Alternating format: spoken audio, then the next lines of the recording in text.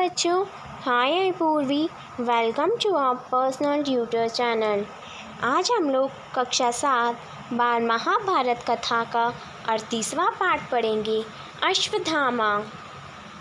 दुर्योधन पर जो बीती उसका हाल सुनकर अश्वत्थामा बहुत क्षुब्ध हो उठा। उसके पिता द्रोणाचार्य को मारने के लिए जो कुचक्र रचा गया था वह उसे भूला नहीं था।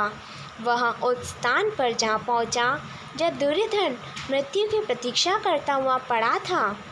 दुर्योधन के सामने जाकर अश्वत्थामा ने दृढ़तापूर्वक प्रतिज्ञा की कि वह आज ही रात में पांडवों को नष्ट करके रहेगा। मृत्यु की प्रतीक्षा करते हुए दुर्योधन ने जब यह सुना तो उसका पुराना वीर फिर से जागृत हो गया और उसे कुछ प्रसन्नता हुई। उसके आसपास खड़े हुए लोगों से कहकर अश्वत्थामा को कौरव सेना का विधिवत सेनापति बनाया और बोला, आचार्य पुत्र, शायद मेरा ये अंतिम कार्य है। शायद आप ही मुझे शांति दिला सके।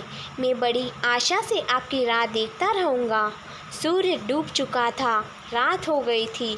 एक बड़े बरगद के पेड़ के नीचे अश्वत्थामा, कृपाचार्य और कृतवर्मा रात बिताने की गरज से ठहरे।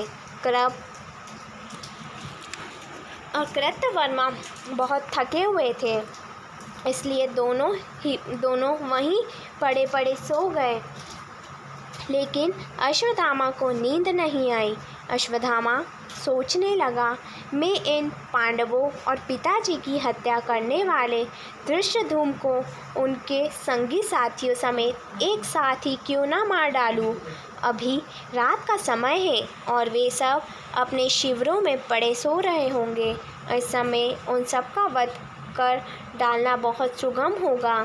अश्वत्थामा ने कृपाचार्य को जगाकर उनको अपना निश्चय सुनाया। अश्वत्थामा की ये बातें सुनकर कृपाचार्य व्यथित हो गए। वह बोले, अश्वत्थामा, सोते हुए को मारना कभी भी धर्म नहीं हो सकता। तुम यह विचार छोड़ दो। यह सुनकर अश्वत्थामा झल्लाकर बोला, अपने ही क्या वह धर्म की रट लगा रखी है। दृढ़तापूर्वक अपनी इच्छा जताकर अश्वत्थामा पांडवों के शिविर की ओर जाने को उठा। यह देखकर कृपाचार्य और कृतवर्मा भी अश्वत्थामा के साथ हो लिए। आधी रात बीत चुकी थी। पांडवों के शिविर में भी सभी सेना मीठी नींद में सो रहे थे। अश्वत्थामा पहले धृष्टद्युम्न के शिविर में घुसा और उसने सोए धृष्टद्युम्न को पैरों तले ऐसे कुचला कि वह तत्काल ही मर गया। इसी प्रकार सभी पांचाल वीरों को अश्वत्थामा ने कुचलकर भयानक ढंग से मार डाला और द्रौपदी के पुत्रों की भी एक एक करके हत्या कर दी। कृपाचार्य और कृतवर्मा ने भी इस हत्याकांड में अश्वत्थामा का हाथ बटाया। वह तीनों ने ऐसे ऐसे अत्याचार किए जैसे कि अब तक किसी ने सुने भी ना थे।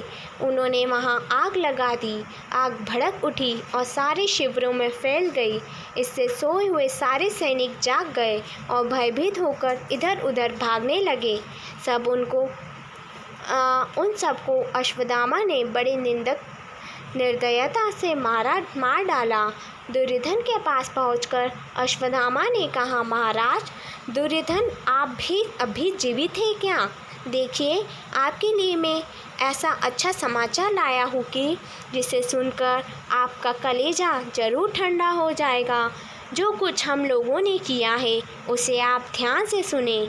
सारे पांचाल खत्म कर दिए गए। पांडवों के भी सारे पुत्र मारे गए हैं। पांडवों की सारी सेना का हमने सोते में ही सर्वनाश कर दिया। पांडवों के पक्ष में अब केवल 7 ही व्यक्ति जीवित बच गए हैं। हमारे पक्ष में कृपाचार्य, कृतवर्मा और मैं 3 ही रह गए हैं। यह सुनकर दुर्योधन बहुत प्रसन्न हुआ और बोला, गुरु भाई अश्वत्थामा, आपने मेरे खातिर वह काम किया है जो ना भीष्म पितामह से हुआ और ना जिसे महावीर कर्ण ही कर सके। इतना कहकर दुर्योधन ने अपने प्राण त्याग दिए। द्रौपदी की दयनीय अवस्था की क्या कहें। युधिष्ठिर के पास आकर वह कतार स्वर में पुकार उठी, क्या उसी पापी अश्वत्थामा से बदला लेने वाला हमारे यहाँ कोई नहीं रहा। शोक विहन द्रौपदी की हालत देखकर पांचों पांडव अश्वत्थामा की खोज में निकले। ढूंढते ढूंढते आखिर उन्होंने गंगा नदी के तट पर छिपे हुए अश्वत्थामा का पता लगा ही लिया। अश्वत्थामा और भीमसेन में युद्ध छिड़ गया, लेकिन अंत में अश्वत्थामा हार गया। पांडव वंश का नमोनिशान तक मिट गया होता, लेकिन उत्तरा के गर्भ की रक्षा हो गई।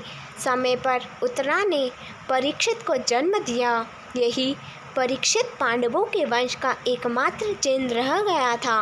हस्तिनापुर का सारा नगर निसहाय स्त्रियों और अनाथ बच्चों के रोने कल्पनिक हृदय विदारक शब्दों से गूंज उठा। युद्ध समाप्त होने पर का समाचार पाकर हजारों निहत स्त्रियों को लेकर वृद्ध महाराज धृतराष्ट्र कुरुक्षेत्र के समर भूमि में गए, जहां एक ही वंश के बंधु बांधवों ने एक दूसरे से भयानक युद्ध करके अपने ही कुल का सर्वनाश कर डाला था।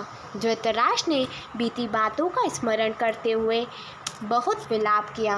बच्चों, I hope you like this video and you have any doubt, so please comment in comment box. Thank you.